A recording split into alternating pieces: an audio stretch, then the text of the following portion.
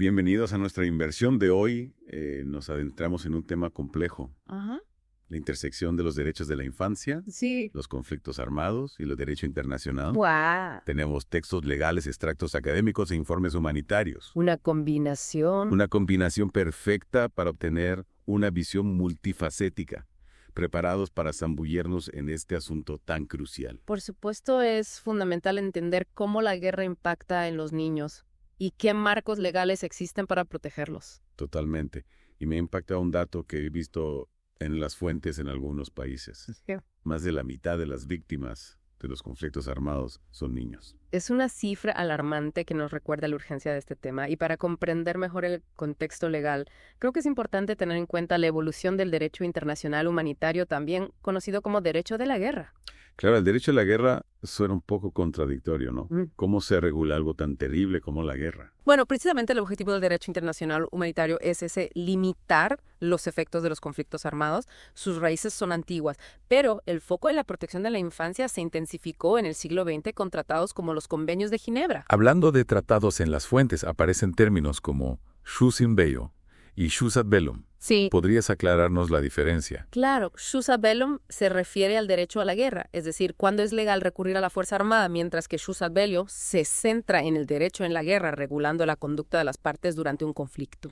Vale, entiendo, es como si el jus ad bellum fueran las reglas para empezar una partida de ajedrez y el jus in bello las reglas para jugarla, ¿no? Esa es una buena analogía. Y dentro del jus in bello encontramos principios como la distinción y la proporcionalidad que buscan proteger a los civiles. ¿Y por qué es tan importante para nosotros comprender estos conceptos? A veces parecen tan lejanos. Porque nos ayudan a analizar si las acciones en un conflicto armado son legales y a exigir responsabilidades a los culpables de violaciones. Es decir, nos dan herramientas para defender a los más vulnerables. Es cierto, al final se trata de proteger a las personas, especialmente a los niños. Las fuentes describen situaciones terribles, niños obligados a huir de sus hogares, presenciando atrocidades, perdiendo a sus seres queridos. Efectivamente, los niños en zonas de conflicto son extremadamente vulnerables. No solo sufren daño físico, sino que también padecen desplazamiento, separación familiar, traumas psicológico. Es desgarrador pensar en las consecuencias a largo plazo que esto puede tener en sus vidas. Totalmente, las fuentes citan estudios psicológicos que demuestran que el trauma de la guerra puede marcar a un niño, para siempre afecta su salud mental, sus relaciones, su educación, su futuro, incluso puede llegar a afectar a las siguientes generaciones. Es como si el trauma se perpetuara en el tiempo, una especie de herencia invisible pero terriblemente real. Exactamente, y por eso es crucial la labor de organismos como la ONU y tratados como la Convención sobre los Derechos del Niño, que busca protegerlos incluso en tiempos de guerra. Claro, la Convención sobre los Derechos del Niño, la CDN, la he visto mencionada en varias fuentes. ¿Podrías explicarnos un poco más sobre ella? La CDN reconoce los derechos de todos los niños, incluyendo aquellos en situaciones de conflicto, establece derechos específicos como el derecho a la vida, a la protección contra la violencia, a no ser reclutados como soldados. Suena muy completo, pero ¿cómo se garantiza que esos derechos se cumplan en medio de un conflicto armado? Me imagino que no debe ser fácil. Ahí está el desafío. La CDN es un instrumento poderoso, pero su aplicación en zonas de conflicto se complica por la inestabilidad política, la falta de recursos, la dificultad de acceso a ciertas zonas y a veces simplemente por la falta de voluntad de las partes en conflicto. Es frustrante pensar que a veces, incluso teniendo leyes que protegen a los niños, estas no se cumplen. Es una realidad lamentable. Por eso, además de la CDN, existen otros instrumentos legales importantes, como los Convenios de Ginebra, que establecen normas para la protección de civiles, incluyendo a los niños. Y también está el Estatuto de Roma de la Corte Penal Internacional, ¿verdad? Recuerdo haber leído que tipifica crímenes de guerra específicos contra los niños. Sí, el Estatuto de Roma es crucial considerar a crímenes de guerra actos como el reclutamiento de niños soldados, los ataques a escuelas o hospitales, la violencia sexual contra menores. Es decir, que gracias a este estatuto se puede perseguir a los responsables de estos crímenes horribles. Exacto, la Corte Penal Internacional juega un papel fundamental en la lucha contra la impunidad y en la disuasión de futuros crímenes de guerra contra la infancia. Es un tema realmente complejo con tantas aristas. Pero es importante conocerlo a fondo para poder proteger a los niños. Totalmente de acuerdo, y no podemos olvidar el papel fundamental que desempeñan las organizaciones humanitarias en este contexto. Claro, organizaciones como el Comité Internacional de la Cruz Roja, CICSF, su labor sobre el terreno debe ser increíblemente difícil. Sin duda, estas organizaciones trabajan en entornos muy peligrosos, proporcionando asistencia humanitaria esencial a los niños afectados por la guerra. Hablamos de alimentos refugio, atención médica, apoyo psicosocial, educación. Es alentador saber que hay gente tan dedicada a ayudar a estos niños en situaciones tan extremas. Su labor es crucial, especialmente cuando los gobiernos o las autoridades locales no pueden o no quieren brindar esa asistencia. Y hablando de la importancia del entorno en las fuentes, se menciona mucho el papel de la familia y la comunidad como factores de resiliencia para los niños. ¿Podrías hablarnos un poco más sobre esto? Por supuesto, a pesar de los riesgos que pueden enfrentar los niños en el seno de sus familias durante un conflicto, la familia también puede ser un factor clave de resiliencia. ¿En qué sentido? ¿Cómo puede ser la familia un factor de riesgo y de resiliencia al mismo tiempo? Es paradójico, pero es así. A pesar de las dificultades, las familias pueden brindar a los niños un sentido de seguridad, apoyo emocional, identidad cultural y continuidad, es decir, un ancla en medio del tormento. Es increíble cómo incluso en las situaciones más difíciles la familia puede ser un refugio para los niños. Sin duda, y por eso es tan importante adoptar enfoques culturalmente sensibles para apoyar a las familias en situaciones de conflicto, reconociendo sus fortalezas y desafíos específicos. ¿Y qué tipo de intervenciones se mencionan en las fuentes para fortalecer a las familias en estos contextos? Hablan de programas de fortalecimiento familiar, mecanismos comunitarios de protección infantil, servicios de reunificación familiar, apoyo psicosocial para niños y familias que han sufrido traumas. Me alegra saber que existen iniciativas que funcionan y supongo que la clave está en empoderar a las familias y comunidades para que sean parte activa de la solución, ¿no? Exactamente, no se trata solo de proporcionar ayuda externa, sino de fortalecer las capacidades locales y de promover la autosuficiencia. Las comunidades afectadas son las que mejor conocen sus propias necesidades y recursos. Es un enfoque muy lógico y seguro que mucho más efectivo a largo plazo. Sin duda. Y precisamente hablando del futuro hay que tener en cuenta los nuevos desafíos que se plantean en la protección de la infancia en los conflictos armados. Claro, el mundo está en constante cambio y los conflictos también. ¿A qué desafíos te refieres? Las fuentes mencionan la inteligencia artificial y su impacto en los derechos de los niños. La ciberguerra, la naturaleza cambiante de los conflictos son temas complejos que generan muchas preguntas. Es cierto, son temas que nos obligan a replantearnos muchas cosas.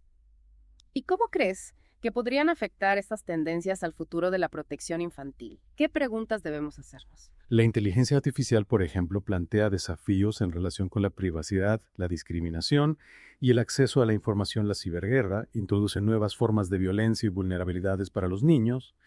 Y la naturaleza cambiante de los conflictos, con la proliferación de actores no estatales y la difuminación de las líneas entre la guerra y la paz, dificulta aún más la protección de los niños. Es un panorama complejo y desafiante, pero también es una llamada a la acción. Totalmente debemos adaptarnos a estas nuevas realidades y buscar soluciones innovadoras para proteger a los niños en un mundo en constante cambio. Y para ir cerrando esta primera parte de nuestra inmersión, me gustaría recordar las ideas clave que hemos visto hasta ahora. Me parece una buena idea. Hemos visto que la participación de niños en conflictos armados es un problema global con consecuencias terribles para millones de niños. Hemos analizado el marco legal, que busca protegerlos como la CDN o los convenios de Ginebra, y hemos visto la importancia de la familia, la comunidad y las organizaciones humanitarias en su protección. Efectivamente, hemos abordado muchos aspectos desde los marcos legales hasta las realidades sobre el terreno. Y en la siguiente parte de nuestro programa continuaremos explorando este importante tema con más profundidad. Retomando nuestra inmersión, me gustaría destacar algo que a menudo se pasa por alto. Sí. El papel crucial de la educación en la protección de los niños en situaciones de conflicto. Es verdad, a veces parece que la educación queda relegada a un segundo plano en medio del caos de la guerra. ¿Qué nos dicen las fuentes sobre esto? Las fuentes enfatizan que la educación no solo es un derecho fundamental, sino que también es un factor esencial para la protección y la resiliencia de los niños. ¿Podrías explicar un poco más esa idea? Me intriga cómo la educación puede ser un factor de protección en un contexto tan violento. Imagina que eres un niño en una zona de conflicto. Tu vida está llena de miedo, incertidumbre y violencia. La escuela, aunque sea por unas horas al día, te ofrece un espacio seguro, un respiro de la realidad. Te ayuda a procesar tus experiencias traumáticas, te da la oportunidad de aprender y de soñar con un futuro mejor. Entiendo, es como si la educación les devolviera un pedacito de normalidad en medio de la locura de la guerra. Exactamente, y no solo eso, la educación también puede ser una herramienta para prevenir el reclutamiento de niños soldados. ¿En serio? ¿Cómo es eso posible? Cuando los niños están en la escuela, están menos expuestos a los grupos armados y tienen menos probabilidades de ser reclutados. Además, la educación les ayuda a desarrollar un pensamiento crítico, a cuestionar las cosas y a tomar decisiones más informadas, lo que les permite resistir mejor la presión de los reclutadores. Me parece fascinante cómo la educación puede empoderar a los niños incluso en situaciones tan extremas. Sin duda, y no podemos olvidar que la educación es fundamental para la reconstrucción posconflicto. Los niños educados serán los líderes, los trabajadores y los ciudadanos del mañana, los encargados de reconstruir sus comunidades y sus países. Totalmente. Y hablando de la construcción, las fuentes también hablan del complejo dilema de la intervención humanitaria. ¿Podrías explicarnos un poco más sobre esto? Claro, la intervención humanitaria en un conflicto armado se refiere a la asistencia y protección que se brinda a la población civil, incluyendo a los niños por parte de actores externos. Ya, vale, eso lo entiendo, pero ¿cuál es el dilema? ¿Dónde está la complejidad? El dilema radica en encontrar el equilibrio entre la soberanía de los estados y la responsabilidad de proteger a la población civil. Por un lado, los estados tienen derecho a la no injerencia en sus asuntos internos, pero por otro lado, la comunidad internacional tiene la responsabilidad de actuar cuando los estados no pueden o no quieren proteger a sus ciudadanos, especialmente a los niños. Es un tema delicado, sin duda, intervenir en un país soberano no es una decisión que se pueda tomar a la ligera. Y además hay que tener en cuenta los desafíos que enfrenta la intervención humanitaria, la falta de acceso a las zonas de conflicto, la seguridad del personal humanitario, la coordinación entre diferentes actores, la financiación de las operaciones de ayuda. Me imagino que trabajar en esos contextos debe ser agotador física y emocionalmente.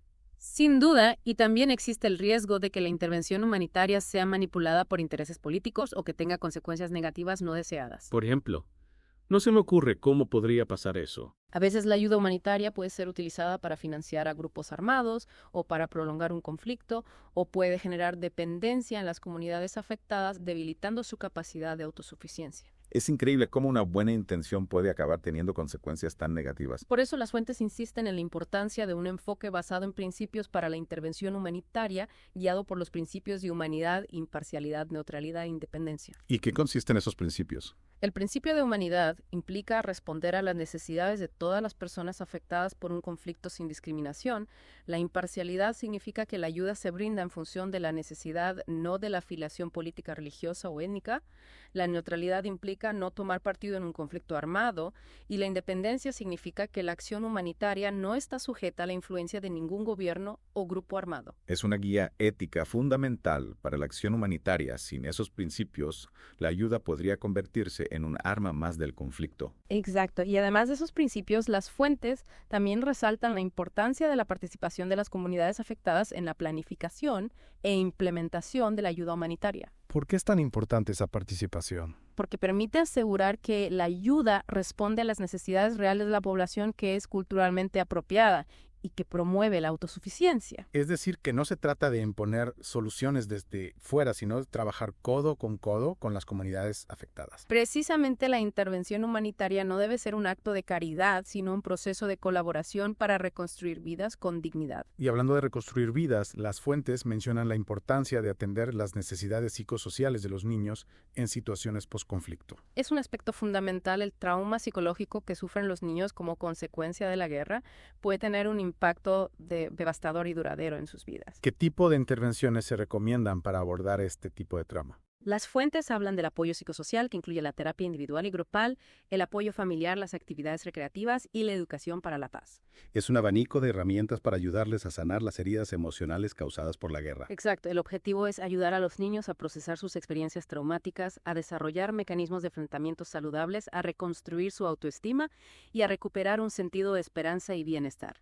Me parece fundamental brindarles ese tipo de apoyo. No podemos dejar que el trauma les robe la infancia. Y no podemos olvidar que la recuperación psicosocial es un proceso a largo plazo que requiere un compromiso sostenido por parte de las familias, las comunidades y los profesionales. Cambiando un poco de tema, las fuentes también hablan de la justicia transicional en el contexto de los conflictos armados. ¿De qué se trata exactamente?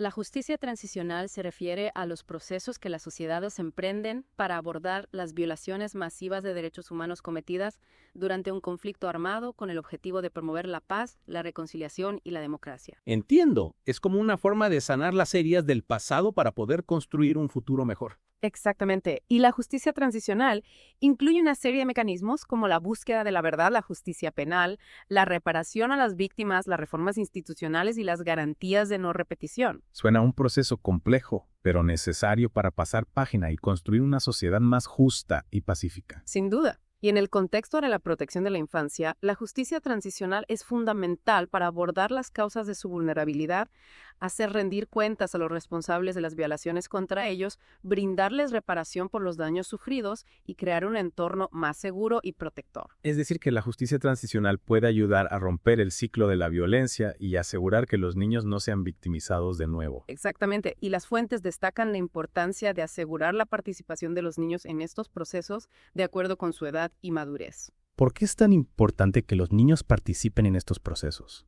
No son demasiado jóvenes para eso. No se trata de que los niños participen en juicios o en procesos complejos, sino de que se les dé la oportunidad de expresar sus experiencias, sus necesidades y sus expectativas para el futuro. Entiendo, se trata de que se les escuche, de que se les reconozca como actores claves en la construcción de la paz. Exactamente. La participación de los niños en la justicia transicional es fundamental para la sostenibilidad de la paz y la reconciliación. Al final son ellos los que darán el futuro que estamos construyendo. Y hablando de futuro, las fuentes también mencionan algunos desafíos y oportunidades para la protección de la infancia en un mundo en constante cambio. Sí, el mundo está en constante evolución y la forma en que se libran los conflictos también está cambiando. ¿A qué desafíos te refieres concretamente?